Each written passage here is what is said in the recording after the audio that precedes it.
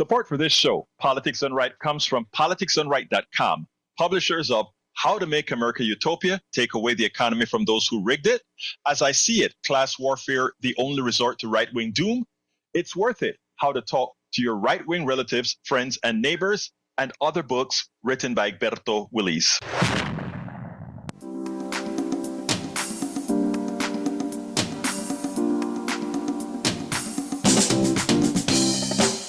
Welcome to Politics Done Right. My name is Egberto Willis, your host. Good morning, Houston. Good morning, Harris County. Good morning to the great state of Texas. Good morning to Northeast Texas, Southeast Texas, Northwest Louisiana, Southwest Louisiana, and to every nook and cranny receiving our 100,000 watt signal permeating or penetrating those little boxes, sometimes big boxes known as radios. For those who are still listening to us on radios, of course, there are many who are streaming us. There are many who are listening to us in many different forms on the internet. Good morning to the entire world who listens to us on the internet, that magical thing previously known as the ARPANET, created by the tax dollars and the intellect of we the people of the United States, we the people of the world, and of course taken advantage of and capitalized by a few billionaires who, while many revere, by technical terms based on their function, can only be called parasites. Anyway, before we go any further, let's go to the geniuses in the studio. Good morning, Howard and Jacques. Well, there's both geniuses here. We're looking for those guys. We're just kind of like Laurel and Hardy in here. This is another fine mission. Jack. Gee, Ollie. And good morning to Perth, Australia. Why the Yes, heck not? why hell not? I knew that was coming. Why the hell not? Why the hell not? Okay, we're not going to get over here and answer the phone, so Jack, take it away. All right. Good morning, Egberto. Good morning, Jack. What do you have for me today? Well, they'll play off your post this morning. Massive corporate profits are being made off the purses and pockets of the poor and working poor. Pricing power of the corporate is set for what the middle class can bear to pay, which leaves the poor struggling to make ends meet. The corporate is becoming more and more predatory on the people, looking to bolster their profits off the backs of the poor. So, I mean, that's just as far as I got before I had to do some work this morning. Before I really messed up your writing because we had some connection issues. I'm so sorry, Jack. Later on in the program, if you have some more, I just let me know and we'll add some more from you, my brother. But yeah, I really wanted. Go ahead. They're turning into vampires, just looking for more and more blood. Turning into vampires? Or have turned into vampires. I was going to say they've been vampires for quite some time now. Well, who was it that made that phrase? When I was calling them, you made it. It was me. Yeah, it was you. Yeah. We went from vulture capitalism to vampire capitalism, right? Right. I think that was that Howard or Jack that invented the phrase? Oh no, that was Jack. That was Jack. Okay, that's a great phrase. Well, I'm not that smart. Well, I don't know about all of that, but I mean, we have a bunch of smart people around here. But I wanted to get into my monologue, but John is on the line, so you know me, it got to be John first. So come on in, brother John.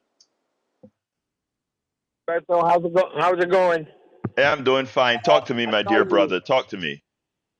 I called in yesterday to ask a question about why the race is so close, and I never got in. But luckily, I stayed on the deal and on the station and followed your interview with John Pavlich. Oh, he's great, isn't he? So I saw that interview with him, and to be honest with you, I'm probably going to have to watch it a couple of more times because I don't know if I got a clear answer that I was happy with.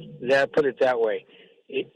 And I said, well, let me call and see if you can explain it better than what I read or what I listened to. let me expand on Pavlovitz because first of all, let me tell you, I have so much respect for John Pavlovitz. He was a pastor for a mega church in I think it was North Carolina, and Right. after MAGA came to fruition, and I mean he wasn't going to leave the church just because of MAGA. Again, people can vote however they want, etc. He left the church pretty much because of the lack of humanity of what he saw in the evangelical movement. But here, let me give Correct. some clarifications there. The race is close because we have been misled for a very long time. Let me just say this. Think about this. Think about Obama for a second. Uh, and think about Obama having three baby mamas. Think about Obama sexually assaulting women.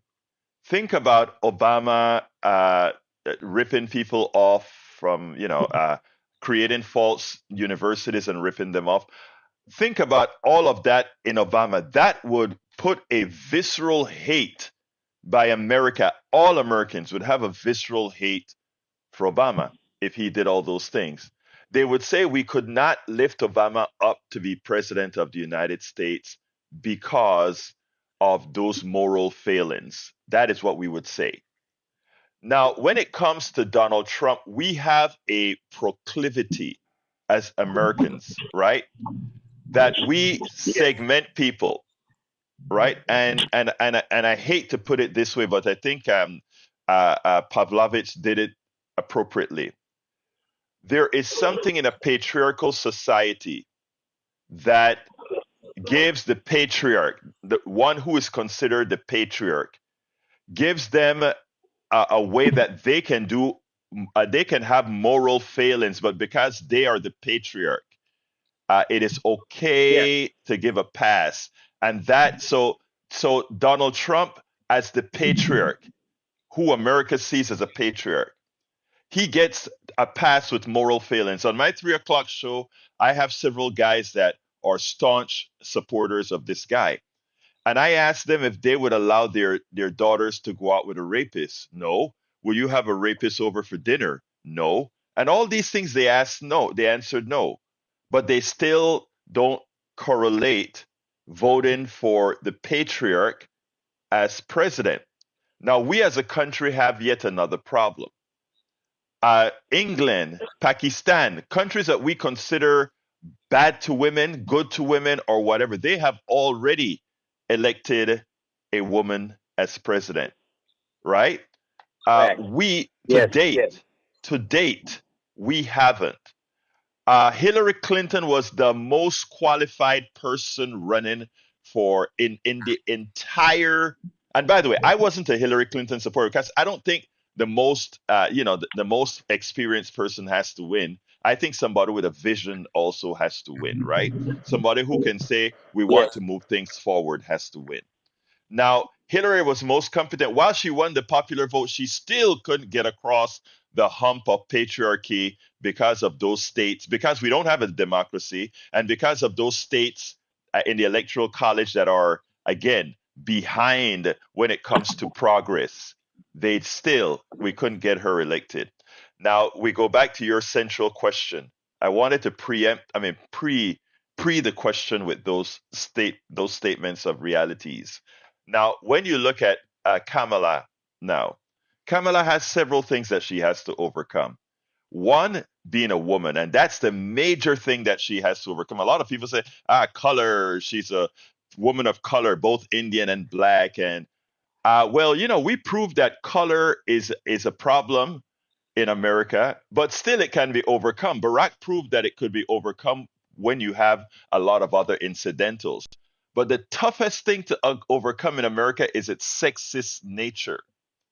And that, along with the manipulation of the minds of Americans. Let me give an example. The economy, technically speaking, is doing much better than under Trump. The numbers say it. Inflation is a real thing, but even inflation was something that Trump was the precursor to inflation. Inflation just doesn't happen. You have to lay the groundwork for inflation to occur.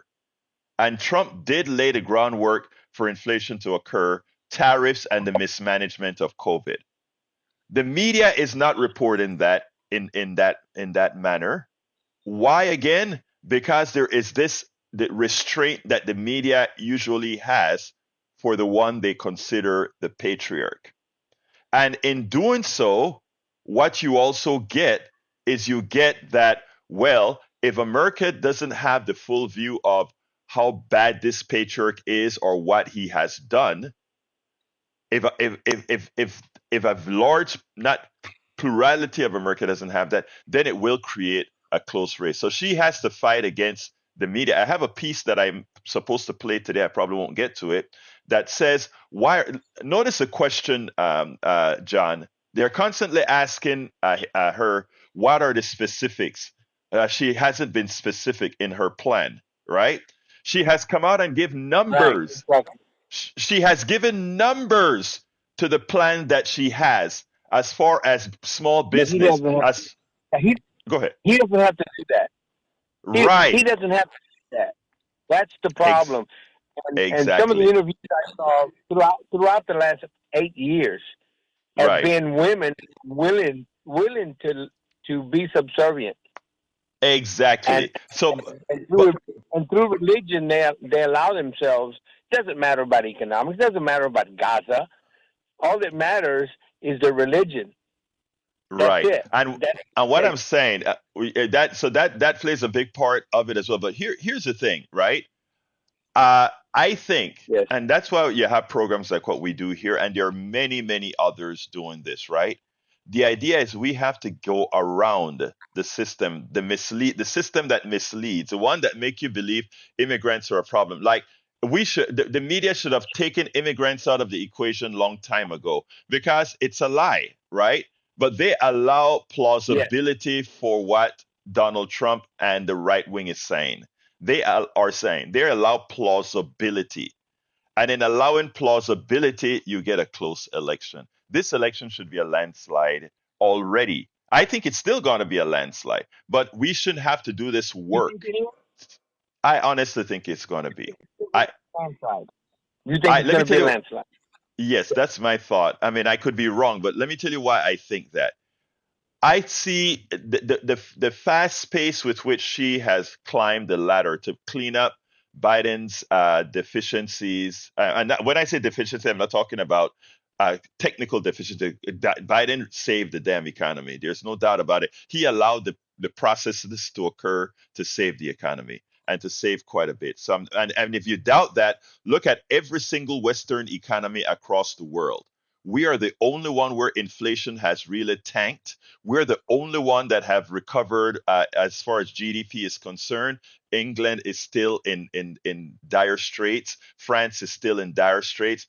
Our economy is the envy of the world. Look, I don't agree with our economy, okay, because I still think it's like antiseptic slavery economy. But from a capitalist standpoint, compared to all the other capitalist nations, we are way ahead of all of them. And I'm not talking a little bit. I'm talking by leaps and bounds. Our economy is way ahead. It But has actually come back. what Go the ahead. media and the government look at, what the government and media look at as economy, the average American like myself, and I'm a middle class, worked 36 years for my company, retired. Hmm. I look at grocery prices and Exactly. gasoline. Right. And And you I know can't what? get Here's away the from that. To me, that's the economy. John, and that is exactly how we should look at it. We should look at it that way. And the story that I'm doing today, after I'm done with your call and Jacob's call, is going to talk about that. But as far as why the election is close, I hope I kind of cleaned it up a little bit. But do listen to that interview again with Pavlovich. He is really, really I good, will. and he I laid will. out, I think, 5 points. Yeah. Thank you very much, John. We'll talk later. Let me get to Jacob, and then I get to my All right. monologue. Thanks a lot. Thank you, brother. Peace. Let's go to Brother Jacob. Brother Jacob, how you doing, sir? Kid, I'm blessed. Que paso, Great. amigo, and Hey. say to the Haitians. You know what? I love your voice, man. I gotta tell you that. You're my second James Earl Jones. Rest in peace, Brother James. Shalom, Mikey. Shalom, All right. Mikey. Shalom. All right. Hey, Talk to me. now, I'm trying to really what they really trying to say about the Haitians is not really the dogs and the cats. It's really about the ducks. They eat ducks. And they said it. They said you go down through Florida. Jacob, stop it. Jacob, stop it. Hey, Stop it. I mean, that's the story. You know what I mean? Hey, Jacob, but the reason they had to bring hold on, Jacob. The reason they had to bring dogs in, right? Because let's say it's true, it's a duck. Duck is a meat that we love here in the United States of America, right? What is that thing they make with duck liver? They overfeed the ducks and they use the fatty duck liver. I forgot what they call it. I know Howard knows what it is, but I know I know exactly what you're talking about. I know exactly what you're talking about. I can't think of right. it, but yes. Duck, So what they did, they were hunting in the city, man.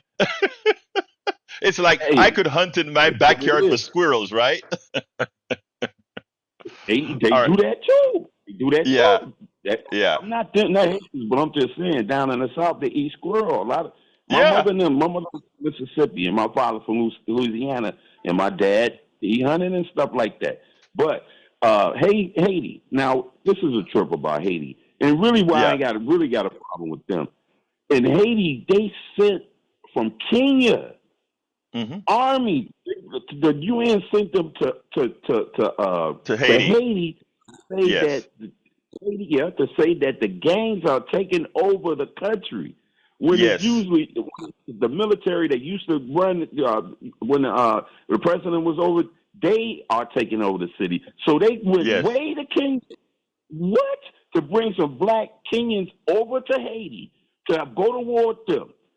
And to that there's so much violence there in Haiti. Now I'm gonna get off the phone to listen to your monologue. Now the way that y'all feel about the elite and that they blood suckers, that's how I feel being a descendant of the ones who actually laid the foundation, that you know what I mean, that they really did like that for all them centuries that the country was built.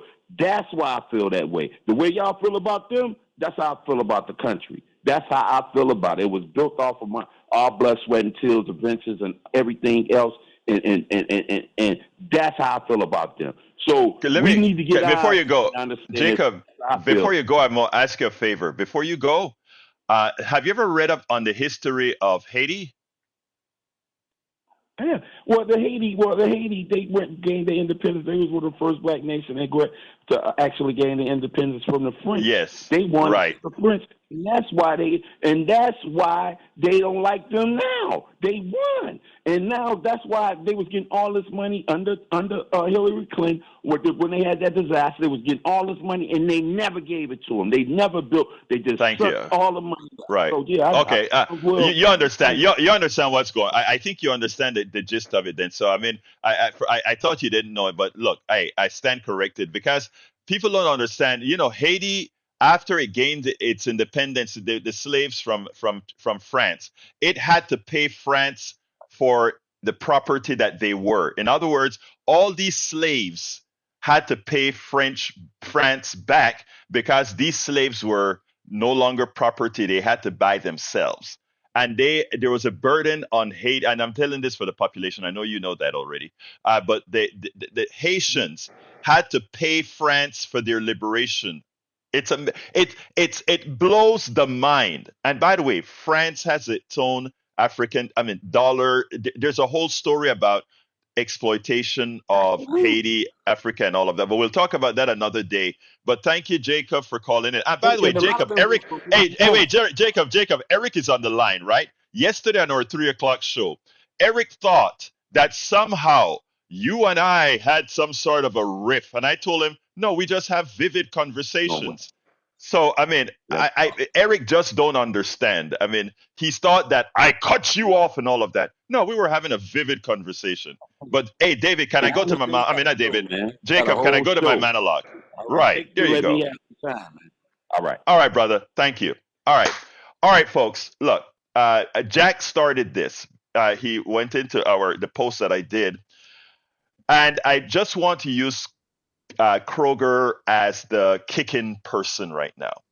And the reason I'm using, and by the way, Kroger it's, for the amount of profit that they made, it's massive, but it's not as bad as what a lot of other companies have made based on their total sales, etc., to milk we the people.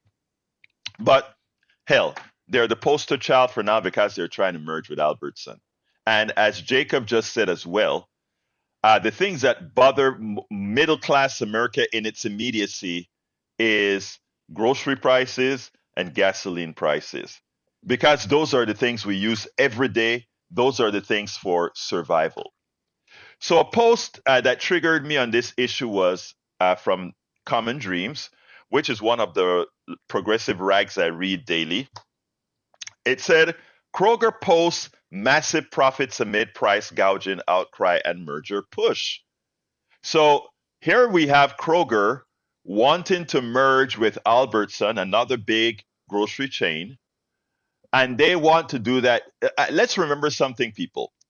Whenever a company merges or whenever a company talks about shrinking or doing whatever it has to do for efficiency, they always on the outside tell people this is going to be better for you, the average middle class, poor person, the average American citizen. They always say this is for you.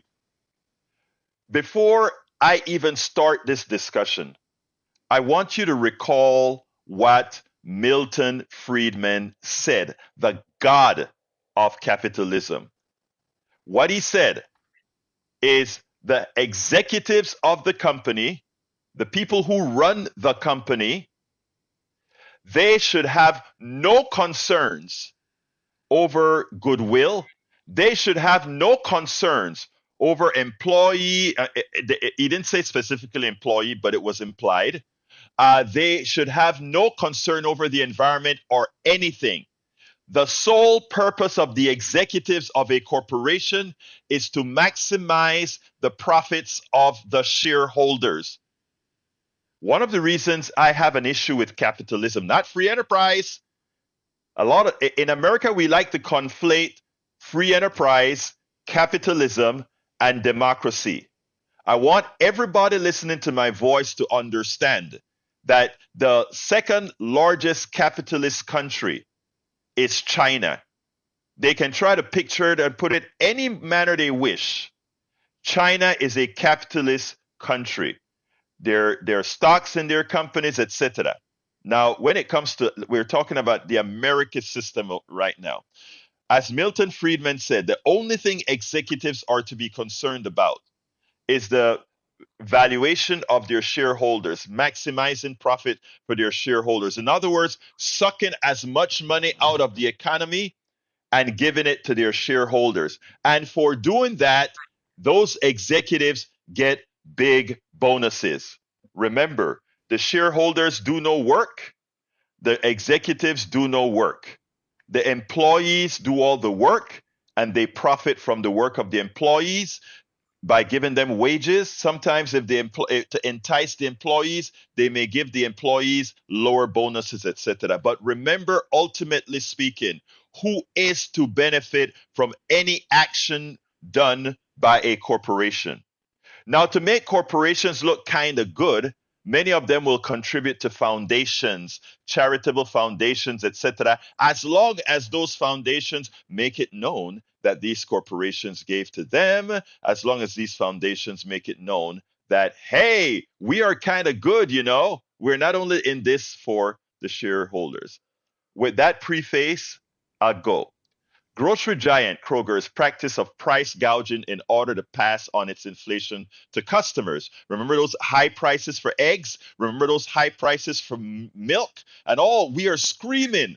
And they are saying, supply chain problem. They're saying, we have additional costs. Some of that is true because the oil companies screwed all of us. They increased the price of oil for absolutely no reason. I had a discussion with a good friend. He was saying, well, they didn't have a place to store the oil for a while, and then later on they cut. It's all junk coming from the oil companies. They simply ripped us off. Period. Point sink black banner. They They ripped us off. And as they're ripping us off, the oil companies, as they're charging more oil to the farmers, as they're charging more oil to all these other entities, that price is passed on. Well, we got a memo from Kroger, an internal memo from Kroger.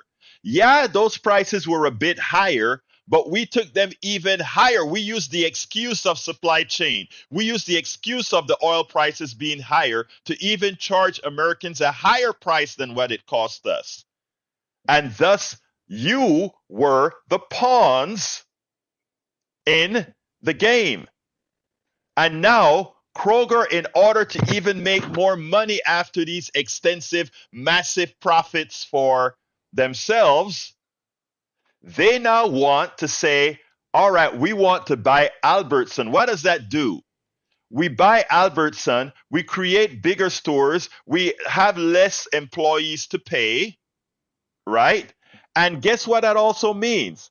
As opposed to there being Albertson in one corner, Kroger in another, HEB in another, Walmart in another, we have taken one competitor out of the market. And because we take one competitor out of the market, a free enterprise system, guess what happens? No longer do they have that can of beans, no longer has to be $1.10. It can now be $1.30. But you can't do a damn thing about it because Albertson is not across the street anymore to compete on price and to say, I want your business. So that is going to cause that price to go up because there's no competition. There are two things that cause prices to go up: scarcity and no competition. People like to add another thing. If you throw a lot of money into the economy. No, throwing a lot of money into the economy simply give the people with pricing power the ability to say, well, I know they got money, so I'm going to price. I'll do that other piece of capitalism called whatever the market will bear. What is it again? Whatever the market will bear, which says you don't get a chance to save. If you have money, I'll take it away from you, which is the same thing with reverse mortgages. And well, we'll go into that another time.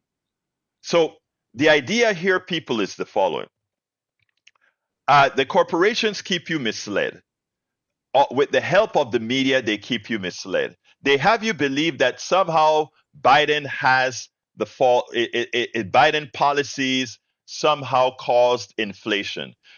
The policy that started inflation was when Donald Trump threw tariffs on to these products. And by the way, by putting tariffs onto these products, he screwed the farmers. And then some of the money that he got from the tariffs, he had to give back to the farmers with the expectation that they will still vote for him. In other words, the farmers get money not to do anything, welfare.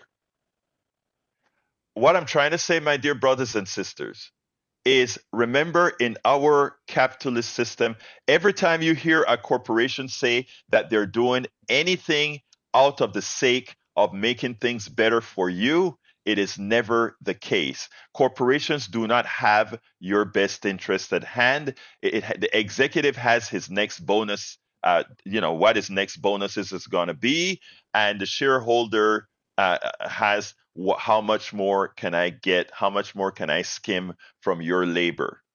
How much more can I skim from your spending?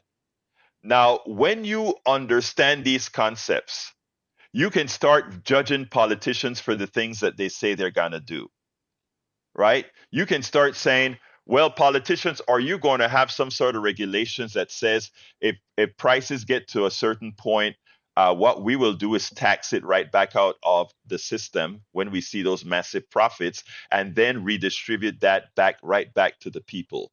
Let me give a good example. The people's grocery budget was probably $3,000-$4,000 more over the last 4 years. And all that money didn't just disappear. That money went into the coffers of corporations who made massive profits. I don't know what the formula would be. I don't know, but we are the ones who afforded those profits. Those profits did not occur in a vacuum. Those profits didn't occur because these people did a day's labor of work. Those shareholders that are saying, well, we are risking our money, that's bunk because you risked your life. when you work in that factory, when you were sitting down as a secretary, when you're sitting down there, you are risking your life. Suppose somebody comes in there with a gun. Suppose you get carpal tunnel syndrome. Everybody is risking something. And the people that risk the least are the people that's risking the capital because it's not part of your body. It is so essential that we understand what our worth is. And we have taken what capitalism has done is taken your human worth away. It is always about how do we maximize for the few, not how do we maximize for the many, how do we maximize for the few, right? Not based on work, not based on worth. When I talk about a billionaire being a parasite, I am not being hyperbolic. I am saying, by definition of what a parasite does, that's what billionaires do. They go into the flesh of the economy and they multiply that which takes away. Again, a billionaire, there's no person who has worked the amount of hours, the amount of labor, or have the actual intellect to be a billionaire. Bill Gates is a nice guy. Warren Buffett is a nice guy. These are not bad people. These are guys that are simply living within the system that was created at our inception. That doesn't mean that the system is a fair system. That doesn't mean that the system is a humane system. It isn't.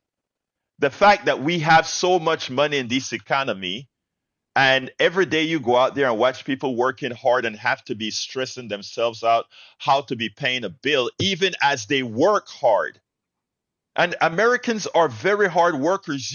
Every single person listening to me, whether you are at work, used to be at work, or otherwise, you are the one who built this economy. Not Bill Gates, not Warren Buffett, not the Koch brothers.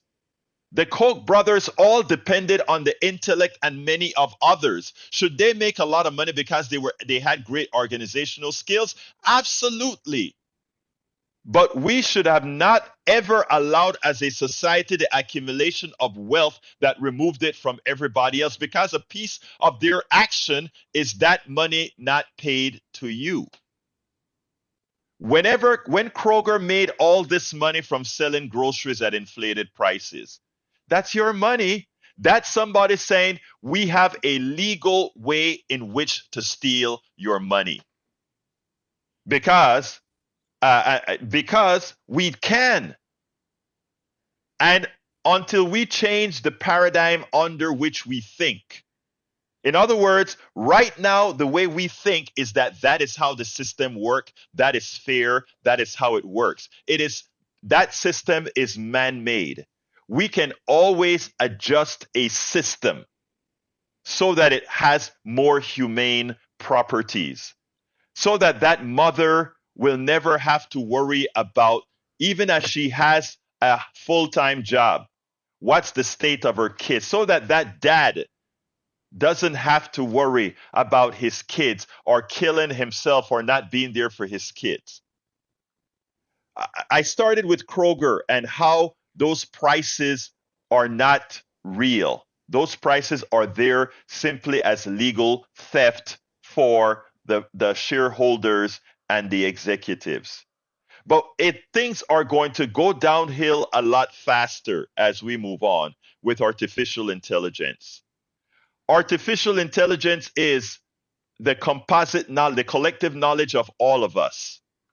Yet, those people who currently control it, while it will allow for the layoffs of millions of Americans would be laid off because these machines now can use our collective knowledge to think, to produce, and a few billionaires are going to collect from our collective knowledge. But again, an economic system is man-made. I look at AI as a great thing. I use AI every day.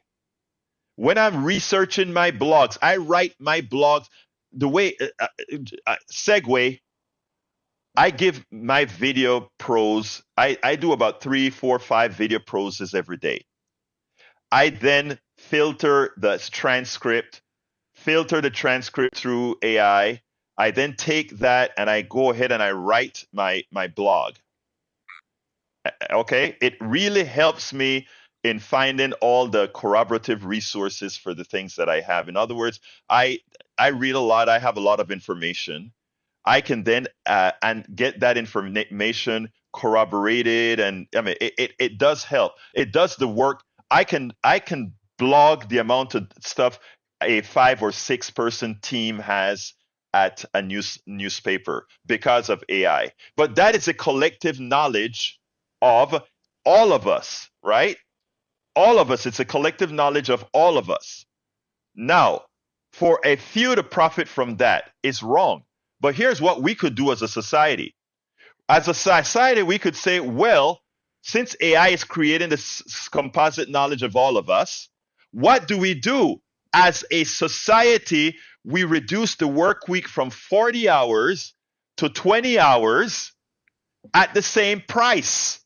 And you still make the same amount of money because now we have machines that can do the work for us. Not that instead we lay off the people and the money is not paying those people and the healthcare not paying those people and all of that now goes to the billionaire who gets even more billions. It's a different thought process. It's understanding where the knowledge comes from. It's understanding who does the work. And Americans have worked so hard that we have created AI together. Because what AI does is it takes the knowledge of everybody. It takes the knowledge of every single New York Times reporter, every single New York Post reporter, every single Washington Post reporter, every blog that was ever written in the world, every science paper that was ever written in the world. It puts that all together with machine power. And who invented the machines? The engineers from 100 years ago started the process. All of this collective knowledge is turned into AI. Everything that you've done, your actions, you go to work every day, you time clock yourself, you answer an email, you do all these things you do as a human being. AI absorbs that as well. This is how people in this part of Houston behaves. All of that is your work. And to have just a few people profit from that is not only wrong, it is again legal theft. And as a society, what we have to do is understand these processes. And in understanding these processes, we can elect people who acknowledge these processes and write laws so that free enterprise can reign. In other words, you can do as you please, but that the collective knowledge is paid for. And how is that paid for? No longer do you have a 20-hour work week. I mean, a 40-hour work week. We reduce the work week commensurate with where we have delegated other work to be done. So, folks, what I'm asking of all of you is not buy the crap you hear on TV every day about, not buy the crap about believing that billionaires have worth or there's something special about a billionaire that you don't have. Because, like I've always said, I believe in my garbage man much more than I believe in a stockbroker. I have more faith in a janitor than I have in a stockbroker. And I'm not saying that to be cool. I mean that from the depths of my heart. I have more faith in my mechanic. The people that are actually making our society function, when COVID hit, we realized the value of people kind of quickly. We realized the value that people had. And the people that had the least value were those people that are the ones that are running the capitalist markets. Anyway, with that, let me run and get to Peter. Peter, come on in, my dear friend. And I'm taking calls, folks, 713-526-5738. Again, that number is 713-526-5738. I would love to hear your thoughts Did you like what I said? Do you acknowledge what I say? What do you think? Peter, come on in. Hey, Egberto and Politics Done Right family. It's your friend Peter, and of course, that's a great monologue there about the AI. And of course, when it comes to our lawmakers, they're the ones who set our rules. So AI, if that's part of it, it needs to be fairness. And what I called about something different, but and happy Friday, and to all the folks listening. And I'd like to ponder a thought I had. I was pondering after I was watching the debate about opinions versus fact. So we know the whole Haitian immigrant problem in Springfield, Ohio. It's a concern to probably most of the people who live there. However, my Republican friends, when we start mixing this opinion versus fact, and then when a president starts to quote stuff as facts that pets are being eaten without any facts, that becomes where opinion and fact mix. So that's what my question would be for everyone listening. Like, are you entitled to your own opinions, or can you make up facts? So I was just pondering that thought. I was love to hear your thoughts on that. What do you think? No, Are you actually, entitled to? you're right. I mean, Peter, I don't have anything to add to that. Peter, you're right. I mean, you're not entitled to your own facts. You're entitled to your own opinions, yeah, but facts will trump opinion every single time. And the thing about what they're doing with the immigrant thing is a very calculated thing. It's meant to split us into not only racially, gender wise, culturally. It's trying to do a whole lot of splits so that there will be chaos during the election and beyond. And what I'm saying that we have to do is look, I always say the solution to everything is love, right? I mean, if I sit down and I love everybody, right? Honestly, and I'm not trying to be coy. If I just sit down and say, I'm going to start by just loving that person I'm interacting with. Then none of the other stuff matters. And then we can really concentrate on the things that matter.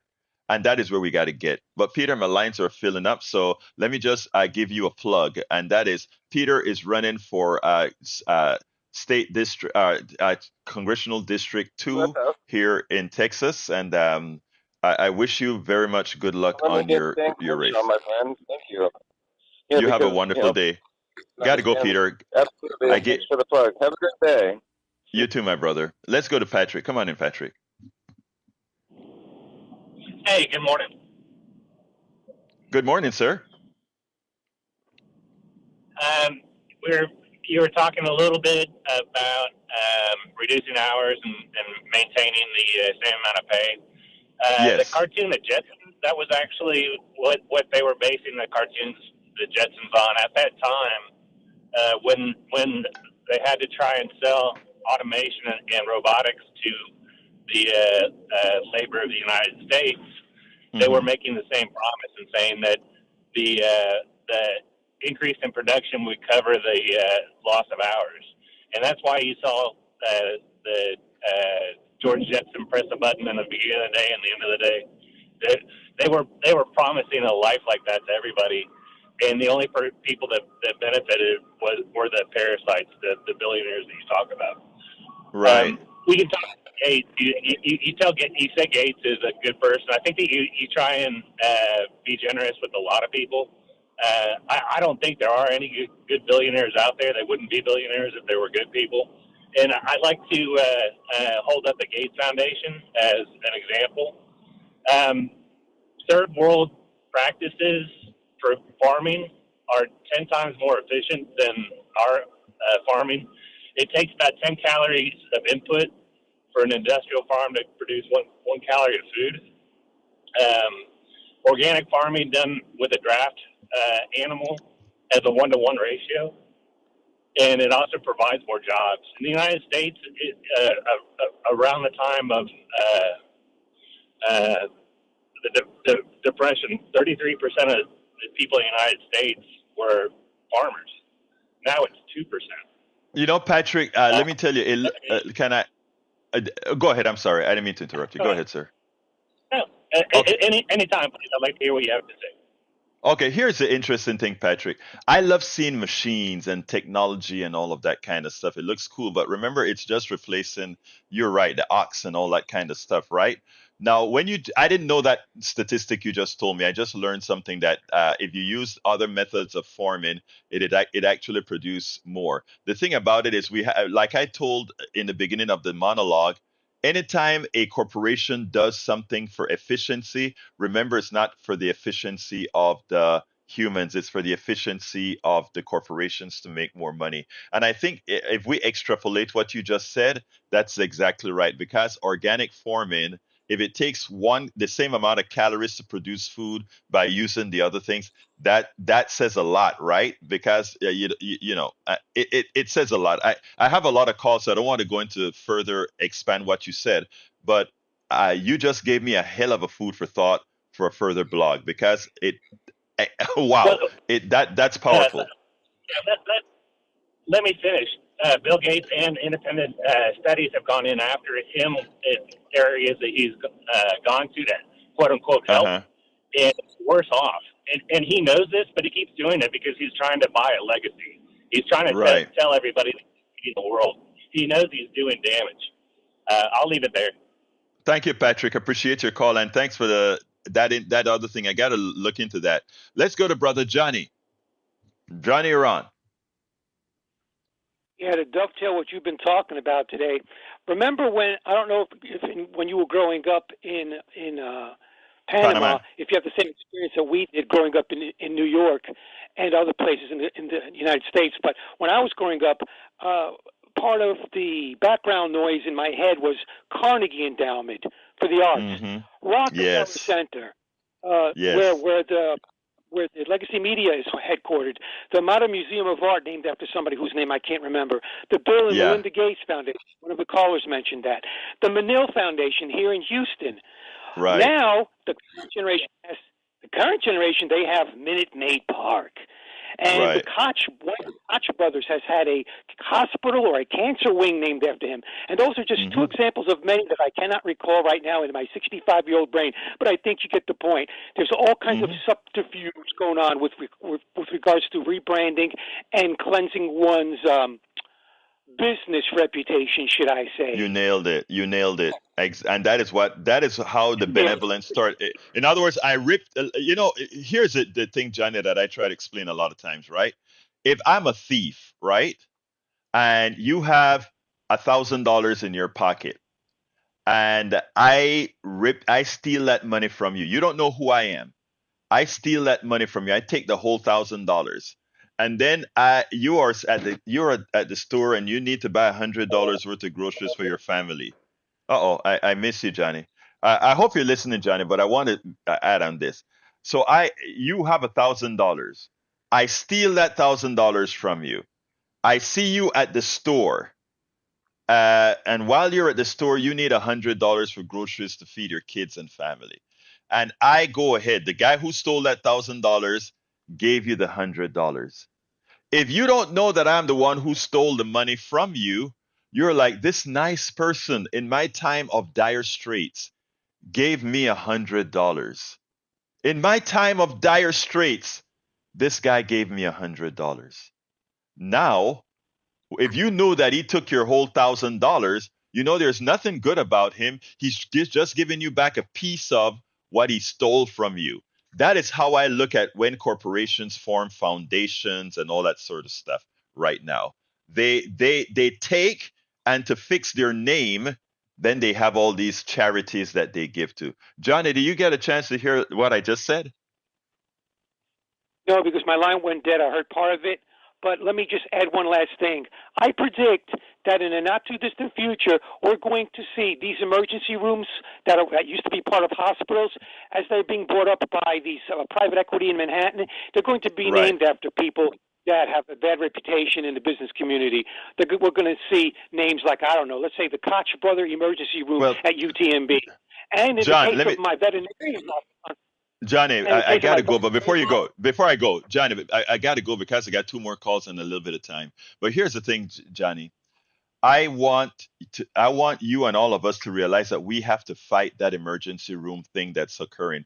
What we're doing is we are turning over our healthcare system into profit centers, and there's nothing good that comes out of that. Oh, they're popping up emergency rooms all over this thing. And have you ever been to one? I had to fight with one, and until I told them that I was going to blog about them, they for being in that place for 1 hour, it was over $5,000. Let me tell you something. Holy Uh, crap. we we we have to arrest what's occurring in healthcare. We can't say this is how it's gonna be, Johnny. We have to say we are going to stop it from what's happening right now. And it's not just All right. healthcare for humans. Donald Trump talked about eating cats and dogs. Donald, if you're listening, how about the veterinary clinic I bring my dog to? They sold that to a private equity firm now. So maybe a year from now, it'll be called not Henderson's veterinary clinic. It'll be something from Manhattan, I guess, huh? There you go. Donald? There you go. All right, Johnny. We talk later. Let's go to Brother Bard. Yes, sir. I wanted to respond to Peter and Johnny. The population of Springfield, Ohio, was 40,000, and they imported 20,000 Haitian immigrants who were less than a year ago. They were cannibalistic in their own country. There's videos. There's 911 calls. There's people skinning and eating cats in the driveway. So what? Why would, let's go back to the debate. Why would the moderator, quote unquote, David Muir, call the city manager before the debate to ask about this if it wasn't true? All right, let's back up there. First of all, wait, hold on. Bard, hold on a second. Bard, you just made likely the most culturally racist statement I think has ever been made on my program thus far. And I think it shows, it tells, wait, stop. I'm not done. Hold. You can say it, the truth hurts. I mean, let me warn you. I don't know who you are specifically, but let me tell you, you have no cultural advantage. You have no social advantage over a Haitian. Let me remind you what the people who colonized America did. Because you seem to have a shallow memory, my dear brother. But we committed genocide when we formed this country. We enslaved the people when we formed this country. We did evil upon humanity when we formed this country. So please don't ever believe that you have some superiority to any other culture out there. Now, when it comes to the skinning of cats and all that kind of stuff, there's a whole lot of people that have looked into that. But let's assume there were 10 or 20 or 30 Haitians that have skinned cats. Then let me go ahead and talk about how many white men have done things that are very, very evil, from eating people and having their bodies in their freezers. And I don't judge my brother Howard and my white brother Howard and my white brother Jack because of what they've done. That would make me a pseudo stupid racist, and I'm not. I respect my two brothers in that studio because of who they are. What you just said, my dear brother, about the cannibalistic Haitian speaks more about you and about your level of intellect than it does about the Haitians. By the way, understand the amount of Haitians that are over here. Many of them, my friends, that are engineers that are building this country up, while you sit back and have your mind polluted by those who find you easy and gullible to do so. Let's go to Brian. I am at this point disgusted by somebody with a mindset that could say what you've just said. Come on in, Brian. Good morning. I hope everybody has a good weekend. I'm going to have Dan Crenshaw call you since you gave a political plug to his adversary. I would be. Guess what? I would be happy. Listen, I've asked him to call in. I want to talk to Dan Crenshaw on air, just like I just did with Peter, because I have a lot of questions for the brother. Continue, sir. Thanks for cutting in. Yeah, thanks for cutting in after about 30 seconds, and you let everybody else ramble on. No. I'm letting you talk. I'm letting you talk. Go ahead. You just cut me off again. Okay. Who's the Talk, biggest, Brian. individual? Who is the biggest individual farm owner? Bill Gates. You ever heard of Bill Gates Foundation? Of course I have. Who's it run by? Yeah, who's it run by?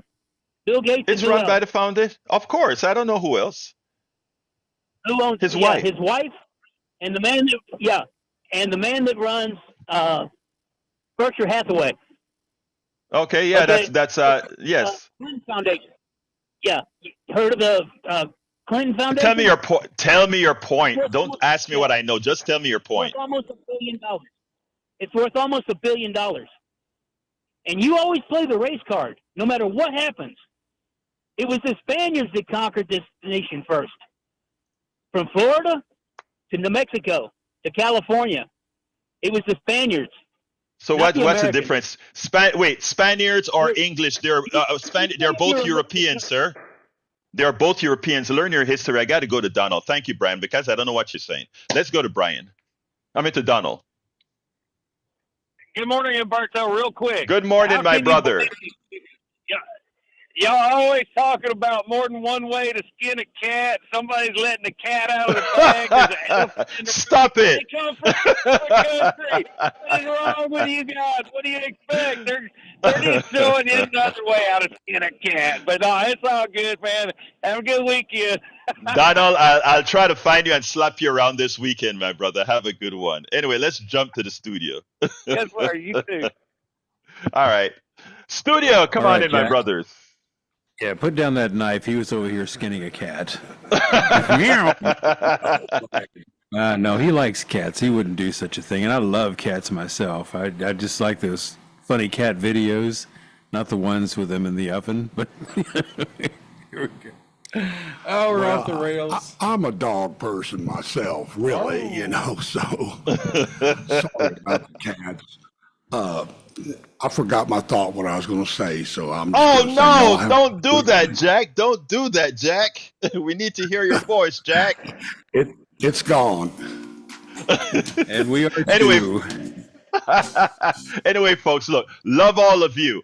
Today I can't tell you how disappointed I am in Bard. I can't tell you how disappointed I am in that. But anyway, my dear brothers and sisters, I love you all. Even you, Bard. There is a way for grace, Bard. Anyway, folks, listen. I have a lot on the show that wasn't spoken about today. politicsdoneright.com/newsletter. politicsdoneright.com/newsletter.